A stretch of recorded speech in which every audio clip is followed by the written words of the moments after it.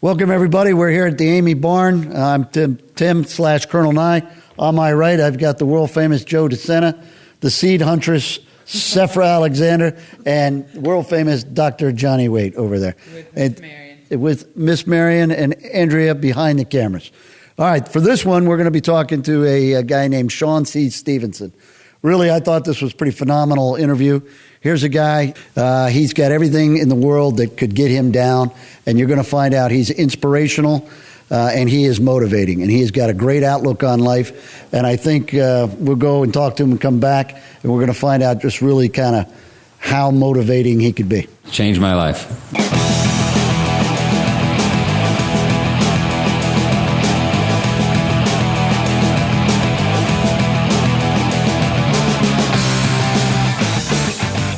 We are here for Spartan Up podcast with Shawn Stephenson in Arizona. Hello. Speaker.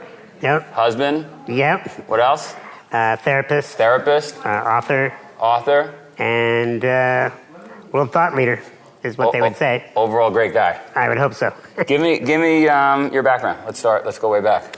Yeah, so unique thing about me is I was born into a container that is got osteogenesis imperfecta, which is a rare bone gene imperfection that stunts the growth of the bones, causes them to be extremely fragile. So something as simple as sneezing growing up would break ribs or collarbone. By the time I was 18, I had already fractured over 200 times. And so I went through a lot of pain growing up, surgeries, being stared at. And the way I navigated through those obstacles, if you will, those hurdles, is by working on my mind, body, and spirit. And so I exercise, I do a lot of personal growth work, and I'm constantly connecting to my life purpose, which is to rid this world of insecurity. Yeah, and so you know what we do. We talked a little bit, right? Yeah. We put on these events all over the world, and people have a fear. They have lots of fears, of course. I guess. And whether they're in the middle of this event, they actually sign up, right, and they can't do something, or they don't sign up at all because they don't believe they can get through it. My personal mission in life is to change people's frame of reference so that they don't complain about the silly stuff. Of course. Right? And I think Spartan and the Spartan mindset helps change that. Mm-hmm. Because if you've gone through hell, you're not going to complain about Wi-Fi not working on the airplane. Exactly.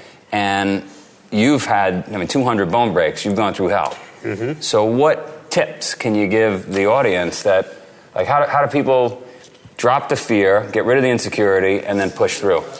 Well, I believe that there's no way to avoid pain.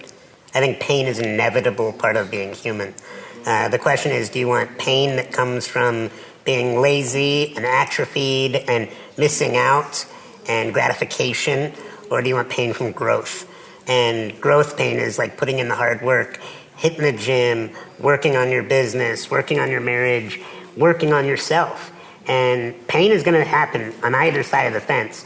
But when you take pain from growth, the moment you achieve what you want, the pain memories disappear. I don't ever worry about I can't believe I had this big fight, because the moment you get through that fight with your partner, it doesn't matter anymore. And the same thing in business. There's so many fires we have to put out. But once we put them out, we're like, yes, I love what I do. And pain from growth evaporates as we achieve things. Pain from neglect only festers and causes more problems. There's a saying I have, because the short race we put on, the sprint, is about 90 minutes on average. And I say you can suffer for 90 minutes, or you could suffer for 90 years. Yeah, your choice, which I think is what you're saying. Sure, yeah. Right? Well, my mom is one of my huge influences, and she always says, pain is inevitable. Suffering is optional. You can choose to feel miserable, or you can feel, put all your focus on, how am I going to push through this? That's a great saying. Pain is inevitable, suffering is optional. Yeah. It's like Visters, who was the mountain climber, the U.S. mountain climber, said, getting to the top of the mountain is optional. Getting down is mandatory. Yeah, unless you want to die at the top. And some people quit, Yeah. It is a choice. It's a choice. So, I don't know. What would you say to the folks that don't have motivation? Yeah. That are feeling sorry for themselves? Sure. Well, I think you're human, and everybody does that. We all go through moments in our day when we feel a little bit hosed up and we're like, oh, why does this have to happen? Why does my schedule have to be so crazy? Or why does this person have to drop the ball? Why does this person have to lie to me or disagree with me? We're all juggling things. We're all dealing with disappointments. The difference between the people that rise to the top in any industry from the people that suffer is they handle their disappointments differently. People who achieve greatness handle their disappointments by saying, that's it, nothing's going to stop me. I'm going to use this as fuel to push harder and get more clear on what my vision is. Every time you're afraid, it's just your unconscious mind raising the flagpole to say, pay attention. There's something to let go of here. But most people, they have the flagpole go up and they're like, oh, I'm so scared. And they think that that's where you stop. But that's just the brain's way of saying there's something to push through here. Yeah, and so easier said than done. I mean, right? You've been speaking for a long time, and you've got the perfect words down, and it's inspirational. But it's still monumental getting off the couch for a lot of people. Yeah, and in the end, we all want to feel good. Every human being wants to feel good. You either smoke and crack or go into the gym. At the end of the day, I guarantee you're going to try to feel good. The question is, what are the results of what you're doing to feel good? And I choose to pick things that empower me. I choose to be around people that empower me. I cut people out of my life so quickly if they aren't committed to a bigger vision for their life. Yeah, and so how do you do that? It's hard to cut people out of your life, right? That's you get attached, I guess. Or what's the reason why you wouldn't cut somebody out of your life? Well, most people don't cut people out of their lives because they're like, oh, we have history together. Well, yeah, but it's probably crappy history. It's probably just a bunch of examples of where they let you down, and you become like those you surround yourself with. And I've got to the point, maybe some people would say I'm a little hardened, and that's okay, but I've gotten to the point where I see now what intrinsic value am I bringing to this world, and what intrinsic value are the people I'm hanging out with bringing to my world. And I never ask of somebody something that I wouldn't bring to them. So the same way to look at it is I would never do something to somebody that I would disagree with. Like if they did something that would tear me down, then why am I continuing to expose myself to that? And some people are like, oh, but we have history together. Again, sometimes history needs to be left in the past. Or you're trying to change that person. Yeah, I mean, that's the savior complex. And when that happens, I have my friends and my closest people in my life just remind me the same statement. And that is, you can only save those who swim toward you. That's a great one. And that's a good one for all of us to remember. I heard a guy recently say, if you're hanging out on Friday night at the bar and you're drinking a bunch of beers with your buddies and you're watching football or whatever it is, you're probably going to be there in 20 years. So you got to choose, right, where you spend your time and who you spend your time with, because you're an average of your 5 best friends. Mm-hmm. So I think that's what you're saying. Yeah, absolutely. And I'm looking at my peer group, I want to be the one that feels like he's snuck in. Like I want my peers being like, lifting me up. Right. I don't want to be the smartest person in the room. I don't want to be the most successful person in the room. I want to be the one that feels like he snuck in and that there's just great, legendary people around him teaching him things just, by watching those people and observing their behaviors. One of the reasons why I moved, I lived in Chicago, Illinois, and I moved to Arizona is because one of my mentors, Joe Polish, lives here. And I'm like, if you get near people who are up to greatness and you spend time in their atmosphere, I joined his networking group, you spend time learning from them, seeing what inspires them and absorbing that information, it just grows your own mind and your own network, and you can't do it alone. You just can't. You have to be around people who are doing life on a big level. It's not easy to get in with those people. It is if you bring them a ton of value. Yeah. I have a long game strategy. When I meet people, I don't come right up and say, will you mentor me? Will you help me? No, I usually shell out money. I usually shell out energy, time, introduce them to people, bring value to them, and then they can't look away. Sure. No, somebody said networking, to do it successfully, you put $5 in to take $1 out. Yep. Does that make sense? Absolutely.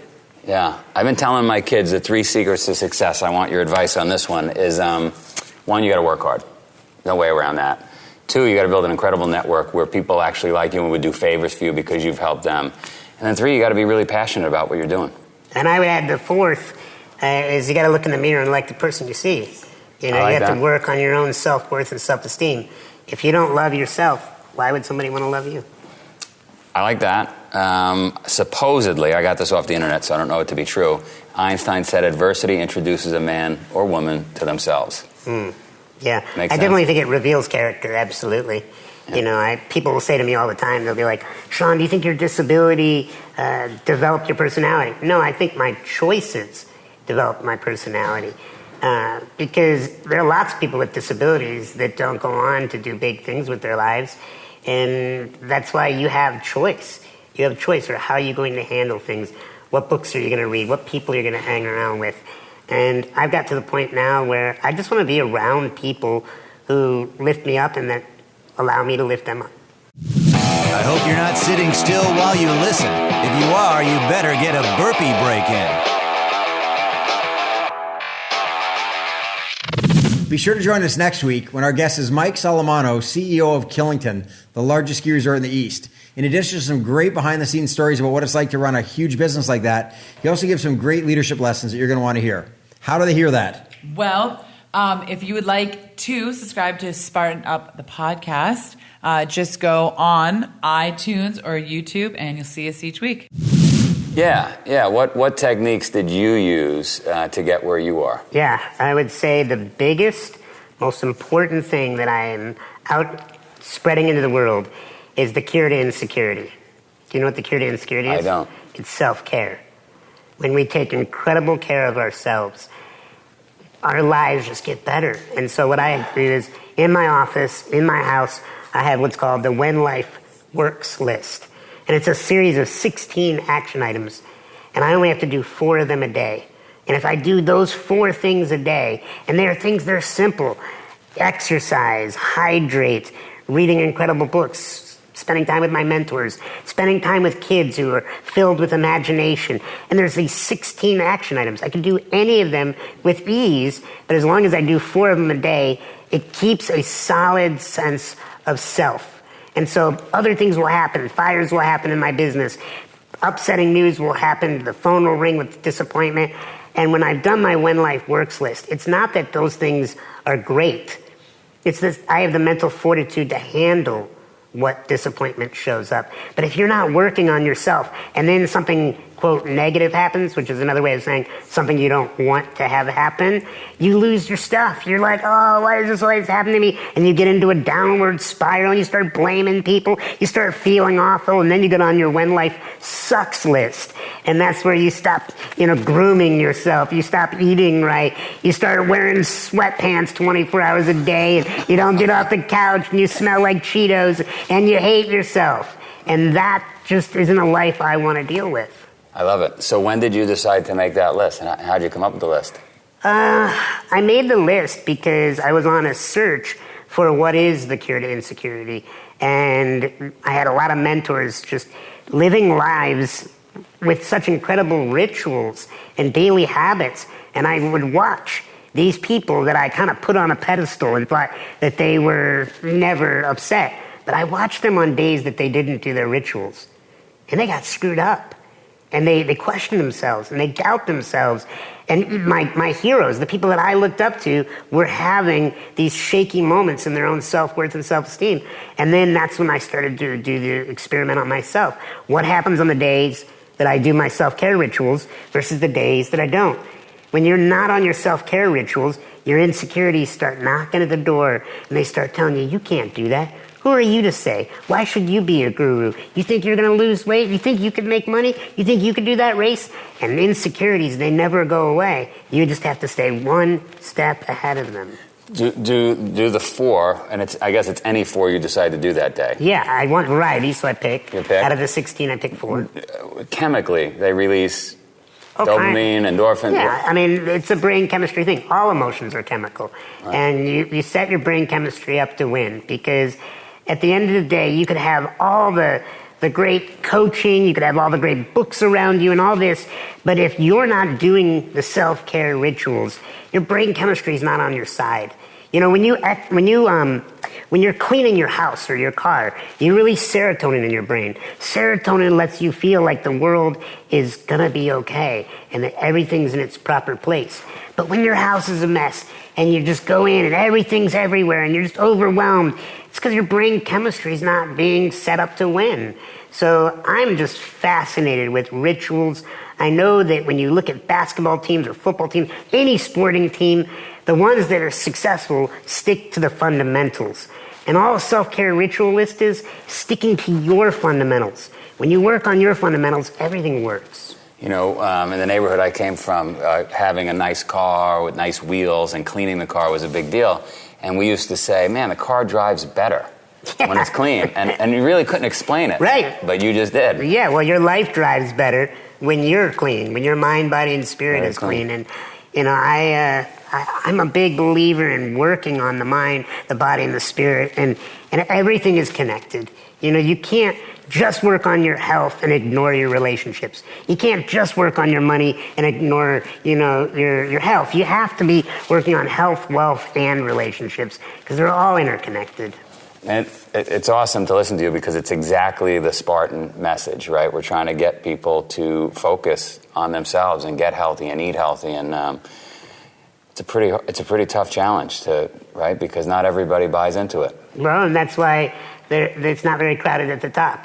And I love all human beings, but if you don't want to put the work in to have an incredible life, how is any information I'm going to share with you ever going to be of any value to you? You have to be willing to roll up your sleeves. You have to be willing to work on yourself. And it's gonna be hard. So what? It's hard being in a hospital and sick. It's hard being broke. It's hard being divorced. It's hard dealing with all those things. So might as well be hard being a millionaire. Might as well be hard having an incredible relationship where you talk through your feelings. Might as well be hard in the gym sweating your ass off. So what? It's gonna be hard. He's unbelievable. I love that. He's unbelievable. You're awesome. Thank you for what you do. That was awesome. How could people find out about you and buy books and do stuff with you? Sure. I tell everybody that my gateway drug into my life is staypositive.club. That's staypositive.club. That's how I deal with everybody, is I tell them, if you're not willing to be positive, then we can't really play together. Yeah, and if this didn't motivate you, then I don't know what will. So I've seen that guy before, but this is my favorite interview I've ever seen with him. He is so, as you said, inspiring, but it's not just inspiring because of his circumstances. I mean, if he was 8 feet tall, running through the mountains, he'd be equally inspiring because of his attitude. And a couple of real takeaways for me, when he said, pain's inevitable in life. You get to choose your pain. Are you going to choose to take pain that comes from atrophy, from sitting on the couch doing nothing and suffering your whole life? Or are you going to go into the gym? Or are you going to do the hard work with your business, whatever it is, and suffer head on and choose your suffering? And I really, really like that idea. He said suffering's optional. Yeah, sure, right? sure, So exactly. pain's inevitable. That's right. The suffering is optional. Exactly, yeah. So it comes from how you're going to handle it. You're Yep. absolutely right. He blew me away. I'm a pretty motivated guy, but when you get to a guy, I mean, he just nails the sayings, which I guess he plays that tape over and over his head. He stays so positive. Yeah, where I think he caught you though watching that is when he was talking about getting rid of people out of your life. Yes. Now, very hard to do. It is hard to do, and you're not that kind of guy. No. I mean, you're a guy who makes relationships and has loyalty, and that's what your life is based on. And so you give it, you expect it in return. But you also, I think, have some latitudes because I don't know if you get it as much as you give it. My personal belief, yeah. But from this you, guy, from you, I do. Well, thank you, sir. But Mr. Stephenson there, he just said, look, if they don't have it, and they're not willing to give it, they're out. What do you say, Johnny? The price of playing with Yeah, it? yeah, and I love the way he said that. It wasn't saying, I'm going to cut people out just because, they don't have some of the same advantage or whatever. He said, all I ask is you be willing to show up powerfully and positively. That's the price of playing with me. If you're not going to at least try to be powerful, at least try to be positive, then we have nothing in common. And I thought that was really, really cool because he's not saying that you have to show up with everything intact. You just have to be willing to show up and do the work and play and put on that positive, powerful mindset, because once you do that, anything's possible. And as he says, I can work with that. I can do great things with somebody who shows up and is willing to try. But if you're going to sit and complain and bitch and moan, then really, I can't even get started. And I thought it was pretty powerful. I thought when he was talking, if you think about especially teenagers and how many of them are succumb to the pressures of peer pressure, right? And they want to be somebody else. They want to fit in. They want to be in the clique. They want to be dressed right, talk right, speak right, whatever. Here's a guy, I mean, he's not going to fit in. Sure. Yeah. And then he just owned that and just said, hey, I'm not going to fit in. I'm going to be who I am.